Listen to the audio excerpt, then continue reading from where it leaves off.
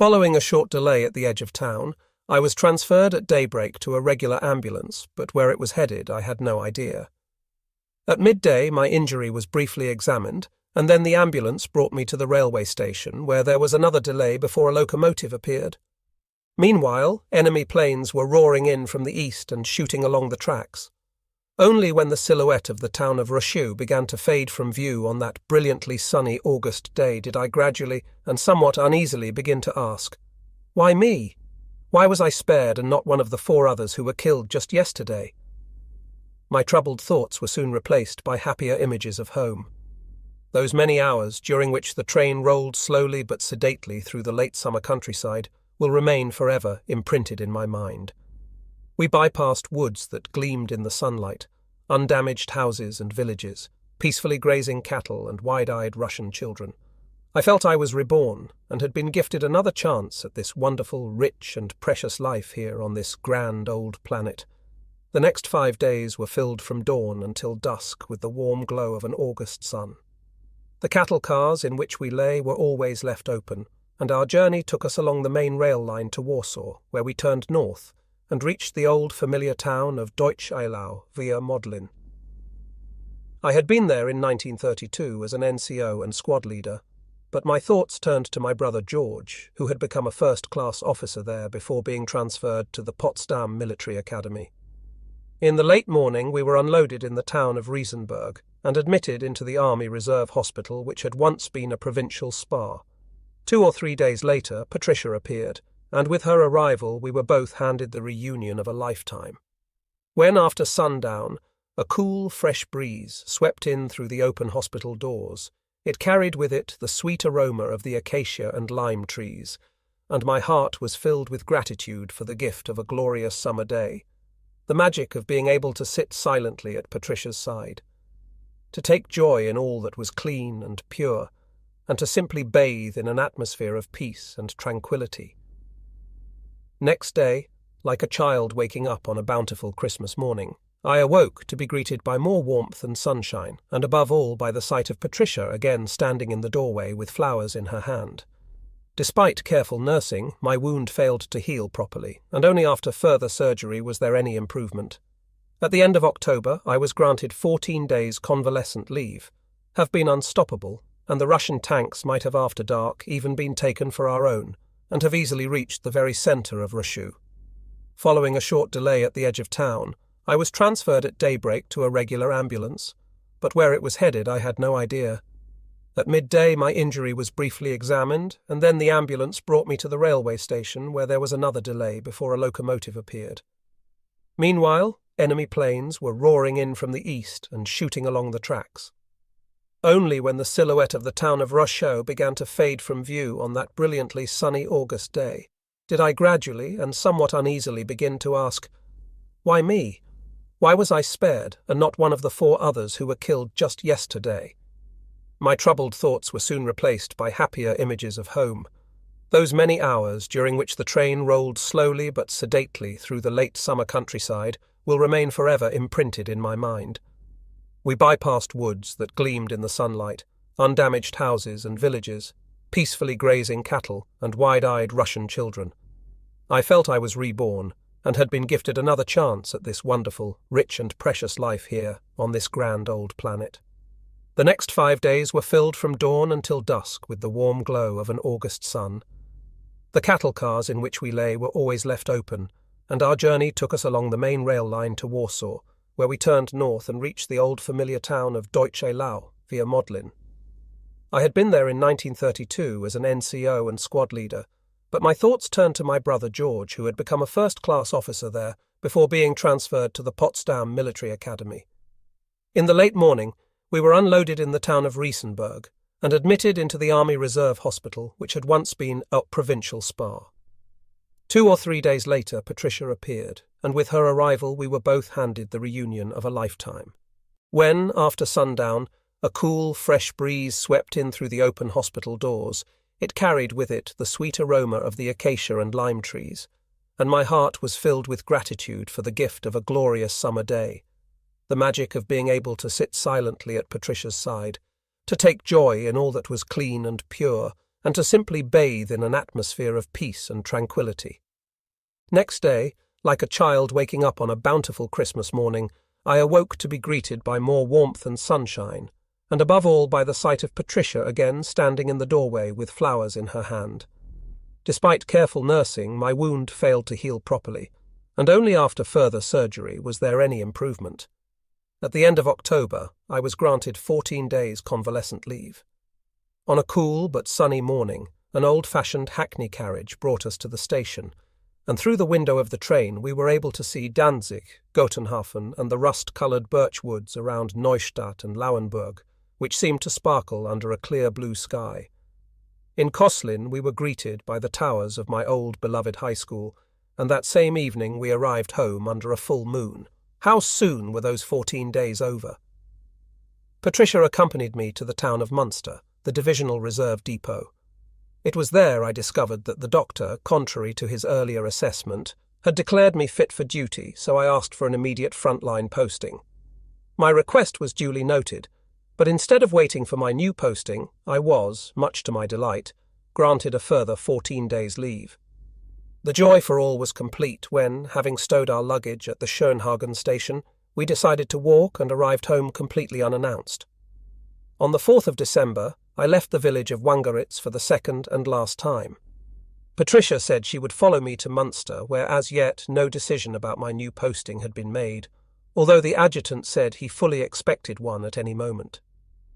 While in Munster, I spent a few days working in the officer candidate reception area, which in earlier days had been an office used for psychological testing. No sooner had Patricia come from Wangeritz to join me, on December 8th, which happened to be my 32nd birthday, than I was ordered to report to the officer reserve and instructed to make my way to the town of Herford. Following a few pressing days during which last-minute items of equipment had to be taken in and the proper paperwork completed, we both set off for Herford, which had been the peacetime home to elements of Infantry Regiment 58. My walk from the hotel to the barracks resembled a springtime stroll instead of the usual bitter December day. Since the officers' transport belonging to the Reserve Battalion 216 under the command of an elderly captain was already on its way to the east, Patricia and I were able to make our own way to Berlin, where we met my parents in the lobby of our favourite hotel. My continued journey was not scheduled until the morning of the 12th, so we were happy to discover the train was now delayed until the 13th. This gave Patricia and I the precious gift of another whole day, which we used by strolling through the Tiergarten Park in mild spring-like weather. The main hall of the Zoo railway station gave me an early taste of the front. The unending stream of soldiers departing, arriving, or just changing trains was so thick that the left luggage department was full to overflow, and there was no more seating space in the waiting room. The tiled floor of the station was covered every inch by tired, unshaven soldiers, each using his mother's packet of goodies as a pillow. With overcoats streaked with the dirt from the journey or the floor, rifles stacked against walls and new arrivals stepping over their sleeping comrades, the pungent odour of unwashed bodies hung heavy in the air. I admit to having been taken aback by this picture in one of our capital's principal railway stations. Patricia and I wove our way through the milling throng, and we suddenly found ourselves face to face with a living portrait. A young blonde woman in a light-coloured fur coat stood guard over the belongings of her man, who had likely disappeared into the grey-green mass in search of information. In her hand, she held his rifle. In her face, there was a look of indescribable anguish which she tried bravely to hide, despite knowing she was about to say goodbye to the one she loved, who she knew would soon be facing a very uncertain future. On the dot of 8:13 a.m., the train bound for Cowell pulled out, and between Berlin and Kustrin I changed my uniform. The home front officer disappeared into my trunk, and a new front-line officer emerged. On the second day there was a hurried change of trains, and then the journey continued via Rovno-Shitomir to Kiev, where at 1 o'clock at night in pitch darkness, having made brief inquiries, I found my way to an officer's hostel. I walked for what seemed like an eternity over rough, uneven cobbles, until I saw a light over the door of a large building, and upon approaching I was startled to hear the loud snap of a rifle bolt. Laughing with relief, I found myself standing in front of a couple of Hungarian sentries who were still looking anxiously at each other. It wouldn't have taken much more to have been shot at. and that in Kiev of all places. I was beginning to wonder about our Hungarian allies. The same scene repeated itself several more times, only now I knew to identify myself before drawing too near. It seemed I had bypassed a number of Hungarian army hospitals. Next day, I took time out to explore a little of Kiev. It was here where my parents had spent 3 days over Christmas in 1914, before my father returned to the Carpathian Front and my mother to the vicarage at Biersgalen. As I walked the streets and squares, I found myself asking, did they stand here? Did they see that building or that tree? While in the city, a rumour was circulating that there would a special coal allowance for Christmas. This proved to be true, but upon seeing the crush, I decided to forego my allowance since I was just passing through. Nonetheless, I could not help overhearing the conversation and gossip in the street.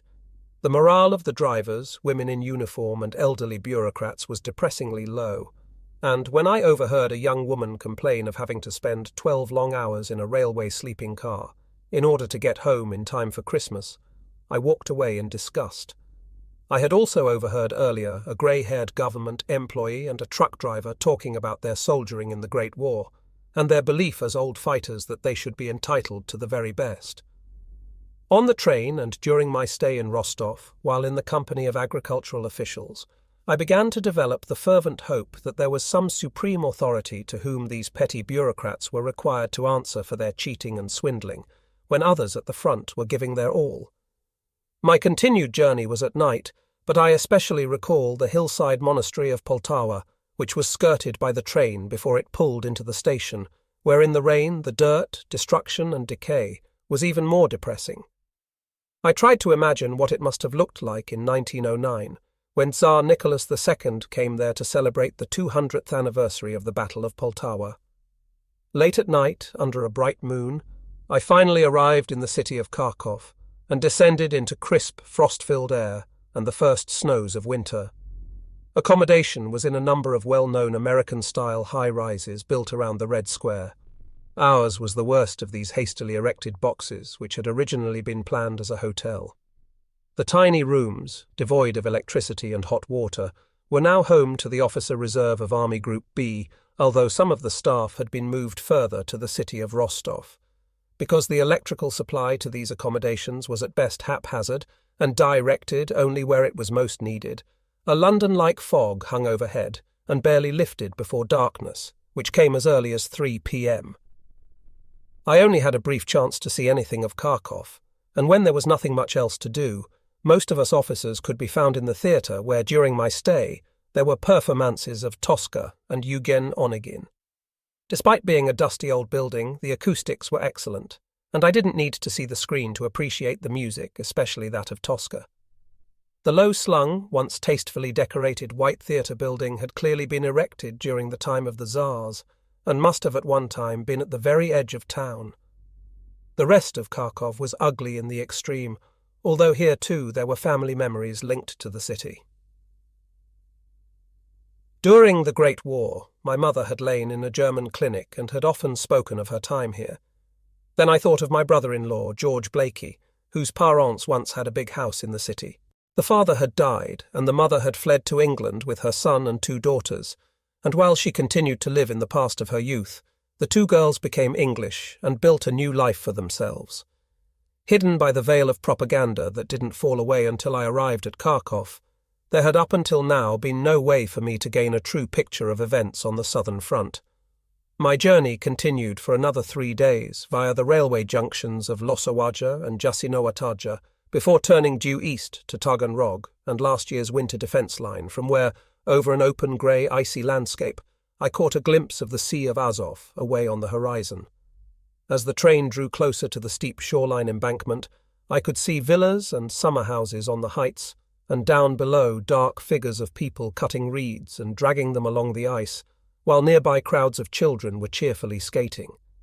It seemed to take an eternity for the train to cover the last 37 kilometres to the edge of the town of Rostov, and by the time we arrived, it was already dark.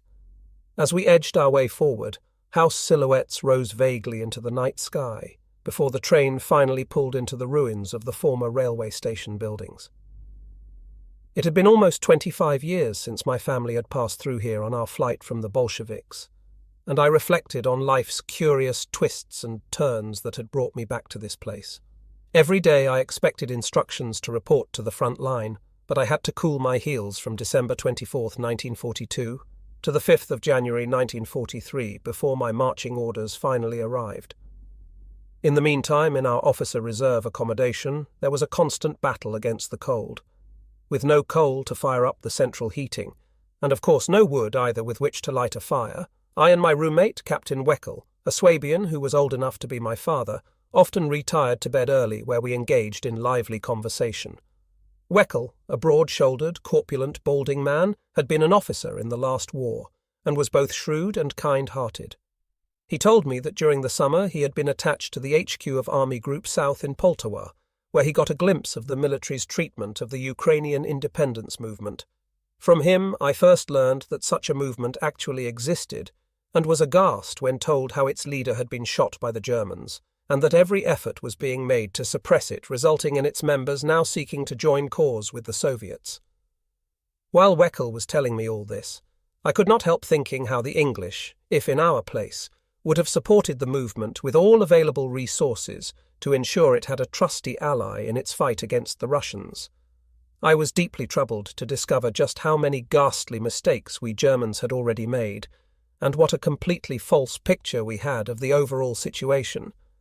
There had been the terrible mistake of possessing a far too optimistic view of our military capabilities, and also insisting on treating the country and its people as nothing more than a colony. Another subject new to me were the frightful activities of the SS in carrying out their policing duties. This story stems from Captain Weckel's personal experiences, and to this day remains indelibly fixed in my mind. Apparently, the offices of the commandant employed some 20 Jewish craftsmen, such as cobblers, tailors, etc. They were housed in a city prison, but worked outside during the day. With an embedded execution squad, the number of Jews among the prison population had declined sharply, and his telling it reminded me of the Katyn forest massacre perpetrated by the Soviets. One morning, Weckel found that his 20 much-needed craftsmen were missing, and upon contacting the offices of the camp commandant, was told that the young, pink-faced lieutenant commander was about to go on leave that Saturday, and not wanting to burden his successor with the task of dispatching the last remaining 20 Jews, had had them shot that same afternoon. All this confirmed what had up until then been for me nothing more than an ugly rumour. We were indeed systematically eradicating millions of people simply for belonging to a race seen as inconvenient. Never again could we Germans point an accusatory finger at the British, Americans, or even the Russians. And it was also certain that following the loss of this war, the enemy will apply the severest of measure against us. This bitter truth should be made known to every German, even down to the lowliest peasant, factory worker and party functionary, for never again will we be entitled to take the moral high ground on any issue whatever the justness of our cause. My time in the company of Captain Weckel was both fascinating and a frightening eye-opener. Sadly, following my departure for the front on January 5, 1943, I lost all further contact with him. What had already been evident under Kiev's civil administration reared its ugly head again in Rostov. In the Russian market, besides local produce, one could buy all manner of German army provisions, such as sausage, tinned goods, cigarettes and sweets, and all at outrageous prices, and I suspected certain paymasteers or lower administration personnel of using the sale of our army supplies for personal gain. Even in the apartment of the family living above us, who had no lodgers but was sometimes visited by the commander of the officer reserve, the table was inevitably weighed down with German army rations. The opportunity to see in the new year with a Russian family was something I dared not miss, and I recall the noise, the excited activity, and the endless toasts to peace. Of course, I had my doubts about an imminent peace, but would have been shocked had I then known that a mere 6 weeks later we would be abandoning Rostov. A few odd characters crossed my path at this juncture, and one evening in the officers' mess I encountered a newly arrived guest who said he was a divisional interpreter straight from the front. His animated description of the many Russian tank penetrations ended with the view that the enemy was at the end of his tether, and these assaults were a last desperate attempt to turn the tables. Although I found it encouraging to hear something optimistic, I could not help thinking that this poor chap might in fact be off his rocker. The entire officers' reserve was finally summoned by Colonel von Werder, adjutant to Field Marshal von Manstein, to a conference during which it was made clear that the Sixth Army was engaged in the biggest battle ever fought by a German army, and that the situation was deadly serious. Although what he said lacked detail, we were able to glean a great deal more from others passing through. Largely ignorant of political matters, I nonetheless found the idea morbidly intriguing as to how an amateur, Hitler, had been permitted to reach into the strategic leadership of the army, and having dismissed so many experienced generals, was now exposing an entire army to the disastrous consequences of his bungling. On the other hand, the military leadership of the enemy was now showing it had learned much, had drawn the right conclusions, and was now acting upon them. Just as in the summer of 1940, when we used our tank formations to dislodge the many French divisions, so now a few modest Russian tank spearheads were chasing down and destroying our shrunken divisions. So when I heard about the many pockets surrounded by Russian armour, tank ambushes of poorly defended supply convoys and artillery batteries on the move, it reminded me of Rommel's Panzer spearhead slicing through weakly held French and British rear areas in 1940. Only now we were the hunted ones. Information gathered from officers who had occupied the Don perimeter together with their Italian and Romanian allies revealed that it was not they who were responsible for the catastrophe, as our propagandists would have us believe, but our own assessment of the situation. It should have been known that the entire Don position was far too weakly held to check the many deep Russian bridgeheads on the south shore. It was uniformly recognized that not even the vaunted German soldiers could have stopped the massive onslaught that struck our allies. During those days in Rostov, and later when I experienced firsthand how pathetically defenseless the German soldier was in the face of the relentless tank and motorized enemy assaults, I cast my mind back to the train journey from Rushew, when one of the men in the wagon had asked a corporal what the coming winter was likely to look like, as if to suggest there could not possibly be a repeat of the ghastly winter of 1942-42. The corporal had snorted and replied, "We are in for the same old shit," whereas in earlier days I would have interceded and forbidden such defeatist talk, but there was enough indignation from the others in the car, so I had remained silent. On the morning of the 5th of January, I was ordered to lead a group of about 20 replacement officers destined for the 62nd and 294th Divisions to the airport. We left behind us acres of bleak box-like suburban buildings patrolled by the odd Romanian sentry in his typical high cap and short brown overcoat. A few refugee carts passed us by heading for town. Although the falling snow blocked our view here and there, the countryside we saw was both dreary and grey. There followed a 2-hour wait in an overcrowded airport building with much coming and going before our baggage was stowed and our machine was made ready. We boarded the Junkers 52 normally reserved for Field Marshal von Manstein, and our destination was to be Tazinskaya, a larger village on the road to Lichaya, a suburb of Stalingrad. The wet asphalt runway dropped away as the plane lifted off into the pale sky and headed for the cathedral of Novocherkassk, some 50 kilometers distant. The plane, piloted by a first lieutenant, flew just below the cloud level at a height of roughly 200 meters from where we were able to look down onto the brown steppe and the old front line with its dead-straight anti-tank ditch dug during the previous year. The regular checkerboard streets of Novocherkassk appeared under our wings, and to our left we could see the chimneys of Shakhty and Holden before the plane was blanketed by clouds. Our pilot altered course to the southeast, and suddenly the cotton wool opened up, and we could see the Don and Donets River delta below. The Junker 52 banked sharp left, and we were heading north again up the valley of the Donets. Below us we spotted a number of our supply highways, and where there was a bridge, the retreating army traffic was bumper to bumper, with as many as 4 or 5 columns standing shoulder to shoulder. Had the Russian Air Force been more alert, it would have had a field day. Our plane began to descend, and I caught sight of strange, dark smudges in the snow, and, getting down lower, I realized, to my horror, that each smudge was a burnt-out aeroplane. I recalled a rumor circulating in Rostov describing how the Russians had overrun an airfield and destroyed 150 aircraft, but then it was also said that we had recovered them all. Our destination was Tazinskaya, a major base from where our troops in Stalingrad were being supplied by air. Shortly before landing, we had another unpleasant surprise. 2 enemy fighters streaked across the airfield and our pilot banked away to avoid them, and luckily they were gone as fast as they came.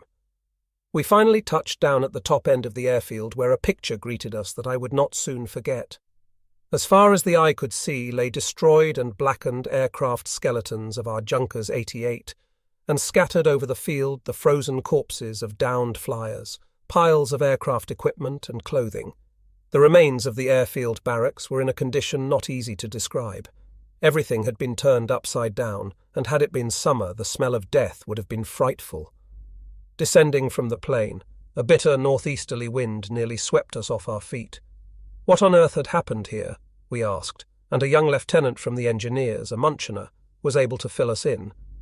Apparently on the morning of the 24th of December, a Russian tank formation had broken through the front and advanced some 20 kilometers to attack this stronghold, and had, in the words of a front-line soldier, turned everything to shit. Just as the enemy tanks arrived, a train had pulled in carrying our young sapper officer, who, unlike many other men on board, was able to make good his escape. Now he was returning for the second time to his assigned destination, and was able to identify many of his fallen mates. The Russian tankers had amused themselves by gathering up the wounded, laying them in a row and then driving their tanks over them. Others had clearly been tortured to death at the point of a bayonet, and the dead field grey of the army lay side by side with the blue of the Luftwaffe, displaying a ghastly forest of distorted arms and legs, each raised in fear and agony. We spent 3 days in that damned dump before being finally summoned by the division, and during our wait, everybody from Romanian refugees to returning wagons fresh from resupplying our front-line troops bypassed our door. One evening, an SS officer appeared loudly describing how he and his unit had fought their way out from Meshkov. He talked about our supreme commander and how we must put our trust in him and his adopted measures, from which it was soon obvious that the man belonged to the politically brain-washed, cynical, dismissive and arrogant. On the 7th, a bus came to fetch us, and we set off for some 35 kilometers to the southeast, along an excellent route made smooth by snow and ice, until we reached Sochaux, where the 294th Division had set up its headquarters for the night. Most of the officers on the bus descended here, while the rest of us carried on in near darkness to the command post of the 62nd Division, otherwise called the Hoffmann Group, following the death of its commanding officer, General Hoffmann. This division, made up from a collection of survivors from other units, contained 3 battle groups: von Alberti, von Rakovsky, and Adriani, which together barely equalled 3 infantry regiments, even with the addition of a so-called emergency battalion. The 3 regiments in the division had shrunk to the size of 3 battalions, and the battle group was named after its commander, von Alberti, who was later wounded. The battle group, von Rakovsky, was made up of rear-area security troops, and in numbers was the stronger of the 2. Of the 3rd group I knew little, except it possessed a weak artillery detachment, seconded to it from Regiment 162. On the 7th of January, the Hoffmann Group and its neighbouring 294th Division moved back to the natural defence line of a wide river valley, with steep banks and a row of villages on the west bank. When moving into the villages of Demkov and Arakhanzev, however, it was discovered that the enemy was already there, and the staff of the von Alberti battle group became cut off. This required some heavy fighting next day to throw the Russians out, while further south enemy motorized units had crossed the river and had penetrated our rear area and had to be driven back by the 22nd Panzer Division. What the situation was even further to the south, I could not say, but that is all I knew the day before I took command of the battalion. The battalion I took command of had been named Battalion Wegerhaupt, but from then on became known as Battalion Busch.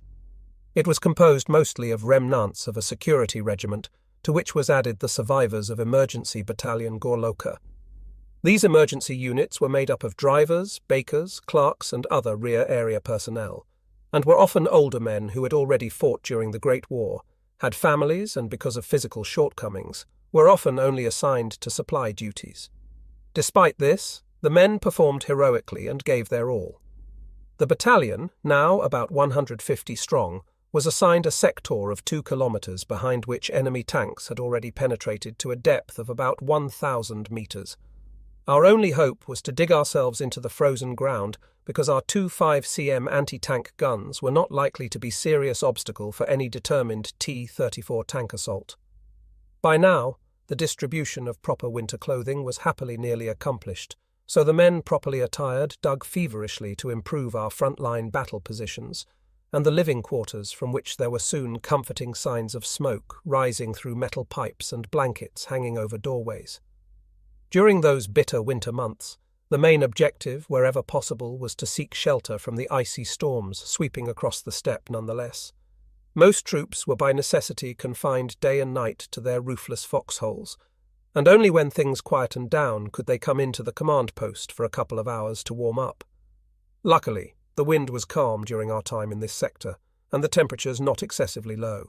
Following the departure of Colonel von Alberti, the battle group was taken over by a Captain Leshko, who was a former Reichswehr NCO, and, although we didn't know it at the time, we had both served with the 32nd Regiment in 1931.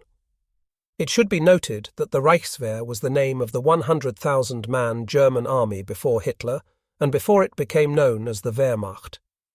Wilhelm Busch was a young officer before Hitler came to power, and was one of those few selected to serve in the tiny Versailles imposed Reichswehr with its limit of 100,000 men for all of Germany. It was not yet clear whether our present defence line was intended to remain the main battlefront for the rest of the winter, or whether we were destined to move even further back. Anyway, at the time, our sector was luckily no more than a sideshow, and while we hoped and worked and worked and hoped, word suddenly arrived ordering us to move back. If we started that same evening, it was estimated that during the course of 2 successive night marches, we might reach the Donez at Ustye-Bistrianskaya. It was already bitterly cold when at 6 p.m. the battalion moved out of positions that had by then become moderately livable and, like a dark snake in the snow, wound its way along a river valley leading west. Over the course of the first 10 kilometers, we climbed up to a plateau and then continued along a wide flat expanse under a clear, star-studded sky, surrounded by an almost overpowering silence with the only sounds coming from the rasping of bicycle wheels in the frozen snow, the crunch of felt boots and the occasional muttered words of encouragement directed at the weary horses. When looking back, it quickly became apparent just how exhausted both men and animals were, and how drawn out the column had become. Vehicles stuck in the snow had to be pushed and pulled with great effort by man and beast until they were once again on the road, and stragglers, made up mostly of those with foot and stomach ailments, were rounded up and relentlessly prodded on by an energetic young officer. When surveying the half-frozen figures staggering wearily forward, I was overcome by a sense of anger at the senselessness of the last few months and the cruel suffering of our men along this entire stretch of front.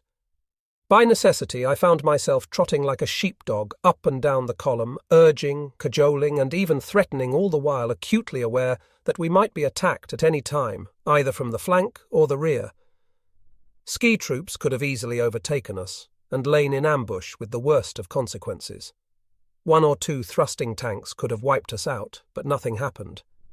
Not because a couple of squads had been left behind to delay the enemy, who, if still alive, were to catch us up in the morning, but because the Russian soldiers were peacefully asleep in nearby Villagers.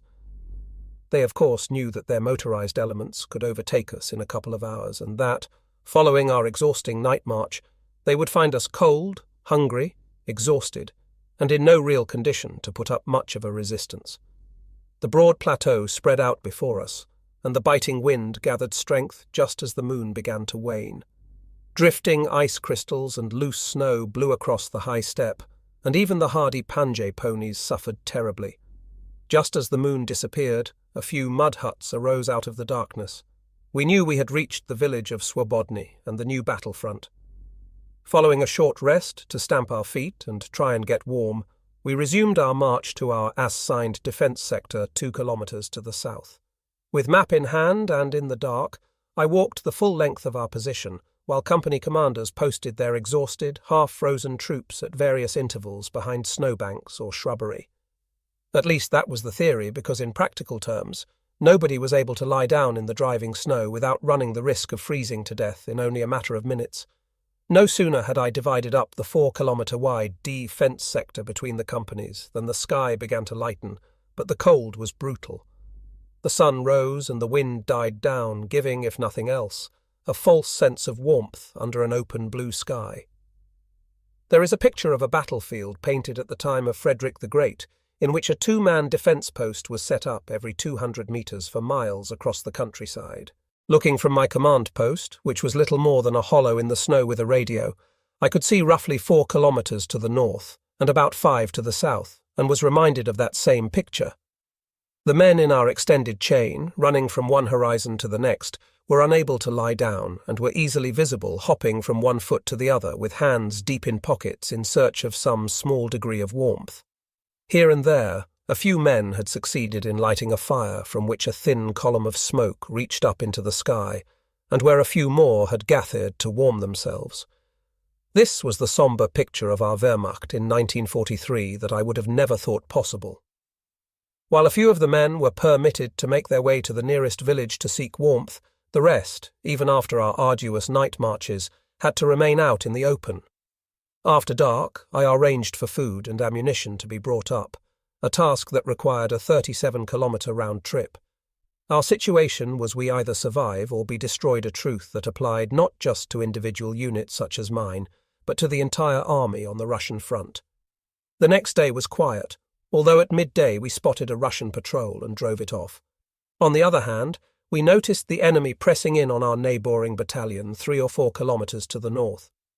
With the arrival of dusk, the battle group was assembled in several locations along the main supply route just west of the village, and no sooner had we evacuated the village than the Russians moved in.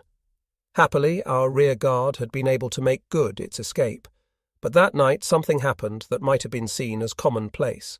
A sled belonging to the rear guard carrying supplies and weapons driven by an elderly soldier, father of many, and a highway, Hilf Swilliger, a Russian volunteer, drove into a village and began a fry up in the nearest house. Having eaten their fill, the two settled down to sleep. It was the highway who first noticed the Russians had entered the village, and he tried without success to awaken the elderly driver, who it seemed was so sleep-drugged that he refused to stir. In the end, with the danger of discovery mounting, the highway took the sled and got away, but nothing was ever heard of the driver again. That night, our march continued across a 40-kilometre-wide plateau, flanking the river Donez, where there was no sign of life, barely any trees and only prairie grass or thistles poking out through the snow. Being 120 to 180 metres above sea level, we could see back over a considerable distance, just as a huge fireball rose up in the sky. I guessed an ammunition or fuel dump had been blown up. After a distance of about 20 kilometres, we stumbled across a cattle farm where the stables had been thrown open and plundered. Dead cattle lay all around, while a few individual cows stood beside the road watching us humans go by through eyes filled with heart-wrenching despair. At the farm, the men moved into the worker housing for a short rest, startling the occupants out of their sleep and revealing an overall sense of desperation and fear.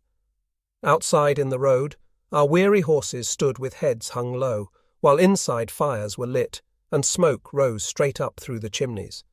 We almost had a disaster here because, when it was time to move on and the vanguard of the battalion had already departed, no one else followed.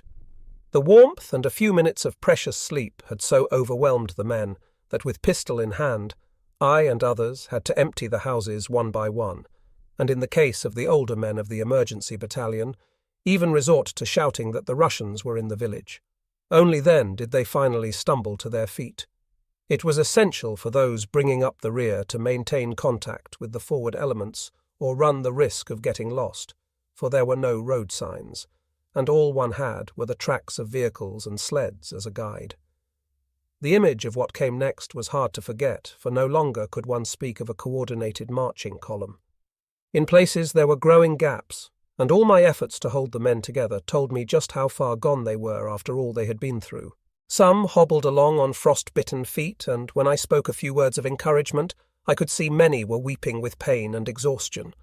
Others, unable to stop and relieve themselves for fear of instant frostbite, soiled themselves. The contents of their trousers froze instantly and ripped at their flesh. Those affected pleaded and begged to be allowed to board the Red Cross vehicle, which was already full to overflowing. At this point, the ambulance was the battalion's one and only piece of motorized transport, and was also used to get me up and down the line. Once the moon disappeared, the cold increased, and an icy wind swept across the steppe, quickly erasing the tracks of the unit ahead, and for a while it looked like we in rear were lost and would have to wait until dawn before continuing. To do so, however, would have meant many of the men freezing to death, so I moved up to the head of the column, and, by applying whatever directional senses I could muster, we carried on. The motor ambulance drove behind me to make tracks for those following, which we hoped would not be so quickly brushed away by the sweeping wind. In this tortuous manner, we covered 4 or 5 kilometres and approached the river Donez. Suddenly, out of the pitch darkness, an officer appeared with orders to dig in where we stood. It appeared we were still some 4 kilometres from the river, and that our position was to be a bridgehead. Happy to be no longer on the move, the men spread themselves out on either side of the road to a width of about 3 kilometres, and with their last ounce of strength prepared a new front line. With the arrival of daylight, we saw we were still on the east bank of the Donez. However, our neighbouring battalions to our right and left were absent. As it later turned out, instead of making contact with us, they had taken shelter in villages along the river banks and only showed up the following afternoon. That first day in the bridgehead was unforgettably cold, with temperatures made even worse by an Arctic wind. Above us, nonetheless, was a hauntingly beautiful blue sky, and the steppe and the river banks in their blue and white colouring reminded me of pictures I had once seen of the polar region. Other than my men, there was far and wide no other sign of life. No humans, no animals, no birds, only a clear view for up to 30 or even 40 kilometres in all directions through the frost-laden air. Just as in the Kagalinsk sector, the order here was to hold our ground to the last man. Engineers began to dynamite foxholes in the frozen earth, and artillery observers began to take their bearings. The section assigned to each battalion was far too long, and we knew the enemy could easily eliminate the bridgehead by attacking from the north where the river curves towards them. As expected, the village of Potapov, along with Captain Leska's battalion, was overrun at dawn, and bitter fighting in the open snow-covered steppe continued back and forth. On that brilliant sunny morning, the enemy also appeared on our front line. Smooth and swift, 4 white-painted trucks led by a jeep, each towing an anti-tank gun and filled with snow-suited infantry, came directly towards us. Unfortunately, our artillery fired too soon, so the Russians were able to turn about and disappear in the direction of Potapov. Their objective was clear.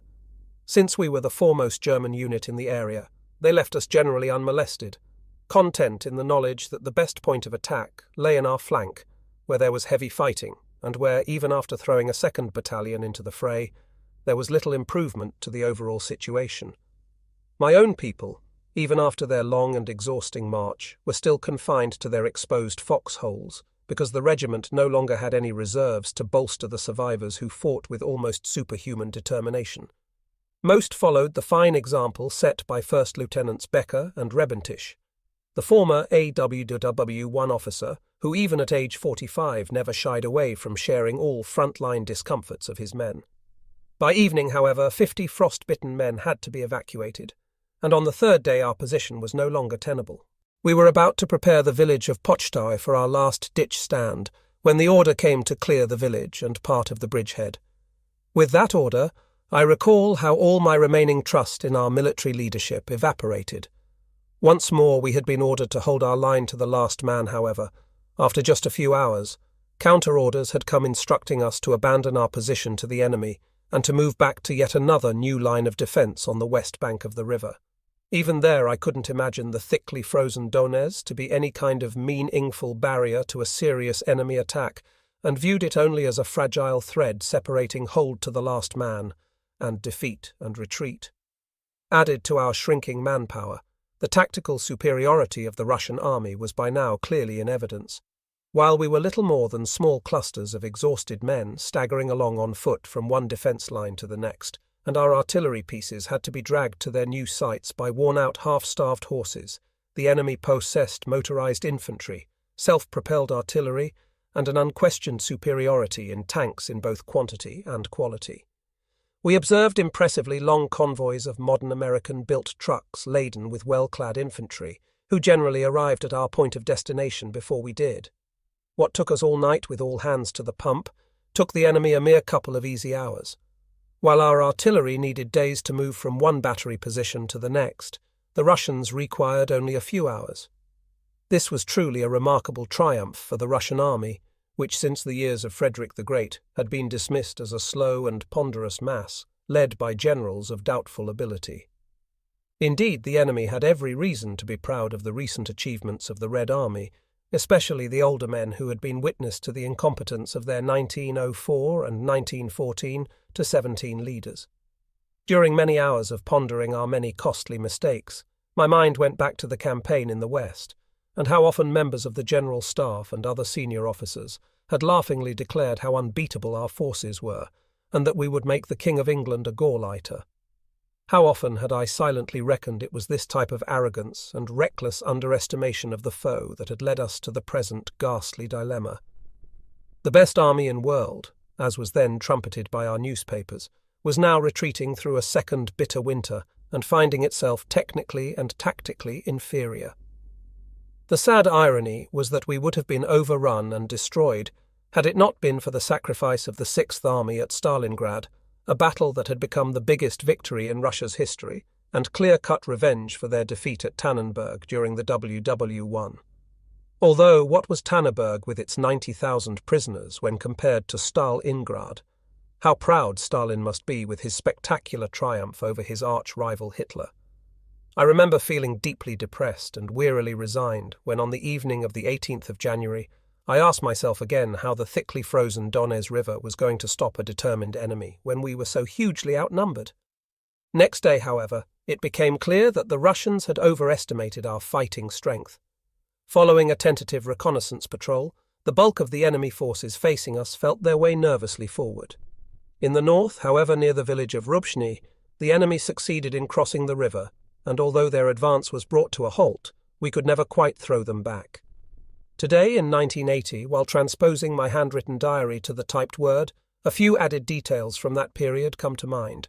My command post was initially in a house in the settlement of Kratzendorf before it was moved a few hundred meters to the west, into a spindly wood high up on the river bank, from where we enjoyed a clear view all the way from Kratzendorf to Rubschnei, along a steep rocky embankment. On this spot we felt reasonably secure. To the north, the Russians had launched a reckless daylight attack over the ice and were driven back with heavy losses, and from Kratzendorf we launched our first reconnaissance patrol, learning something about the enemy facing us from prisoners brought in. It wasn't long before enemy reconnaissance patrols appeared, and the following day he brought up artillery and mortars. Towards the end of the day, a couple of Soviet battalions quietly filtered into the village. We waited.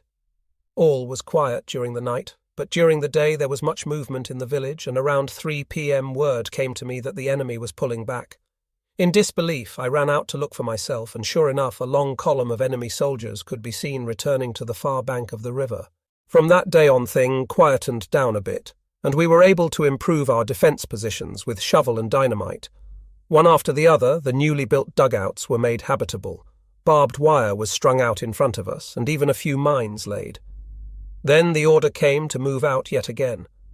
Despite having to abandon a freshly dug front line, the 3 weeks of relative respite allowed us to undertake a certain amount of reorganization. We took stock of who was still fighting fit, replaced remnants of the emergency battalion with fresh troops, and Battalion Bush became Battalion Thalota of the 179th Regiment. Our equipment also received a very welcome resupply and overhaul, and the tiny room in the battalion command post was so filled with weaponry, winter clothing and felt boots that I could hardly turn around. Later that day, I watched the last of our planes fly towards Stalingrad, only to be greeted by a wall of flak that looked like pearl necklaces rising up into the evening sky. By now our thoughts were centered on the events unfolding there, and even down to the last man the magnitude of the disaster had at last sunk in. Some days later, when the radio traffic from the city had finally fallen silent, we received instructions to prepare for imminent departure. We thought at first we were being relieved, when on the night of the 6/7 we were ordered to hand over our sector and march that same night, some 25 kilometers through a string of empty villages, lining the banks of a river flowing parallel to the Donez. No sooner had we learned that the 62nd Division was to be pulled out of the line than the alarm was sounded, and a convoy of Wehrmacht trucks appeared. In no time my battalion was loaded up, and, while observing careful spacing between each vehicle, we speedily headed northeast. Apparently, having got wind of the 62nd Division imminent departure, the enemy had crossed the Donez at dawn and taken the village in an attempt to disrupt the manoeuvre. To restore the front line, my battalion was attached to 294th Division, and we arrived without incident in a miserable hole of a village called Petroviki, lying some 7 kilometers this side of the Donez. This place was to be the jumping-off spot for Regiment 515 or 513, commanded by Colonel Pilling, who briefed us before issuing the orders to attack. At this meeting, the calm and measured voice of the divisional commander, Lieutenant General Bloch, sought to instill a degree of confidence in us when he concluded the briefing with the words, "You'll see men. You can do this." The first task was to reconnoitre the undulating terrain, from which a thick column of smoke could be seen rising up almost vertically into the blue sky. It turned out to be one of our own self-propelled guns that had received a direct hit. However, there was no sign of enemy infantry or artillery. According to the report of an accompanying officer, the front line lay just in front of the village, and my orders were to take command of the men there and commence a counter-attack. The battalion approached the village in extended order while I, my adjutant, messengers and signals people had gone on ahead in order to quickly make contact with the advance most units of Regiment 513. In doing so, we bypassed the last artillery battery and flak gun positions beside the road before reaching the burnt-out self-propelled gun, which the Russians used as a brightly lit target marqueras soon as darkness fell. Our path was littered with Russian dead, but still no sign of our own men. After another few hundred meters, a solitary German soldier appeared out of the gloom. In a few words, he said he had come from the village of Sapadnojo, but when asked where our people were, he muttered, "I don't know. I ain't seen no one. I just went as far as the houses looking for my squad leader." I immediately made this man our guide, and while carefully scouting both sides of the road, we continued on down the hill. The first houses soon came into view, and the road widened into a square. Had the men of Regiment 513, of whom a great number of wounded had in the meantime made their way towards us, succeeded in occupying the village? Suddenly, at a distance of about 20 meters, 4 or 5 figures rose up in the middle of the village street. Stoj! And already shots echoed all around. Just as in a penny, west and everyone blazed away as we threw ourselves behind the protection of a couple of stone walls. At one spot where there was a clear field of fire, we positioned a couple of men and waited to see if the enemy intended to press forward, and although he continued to shoot wildly, he failed to advance towards us,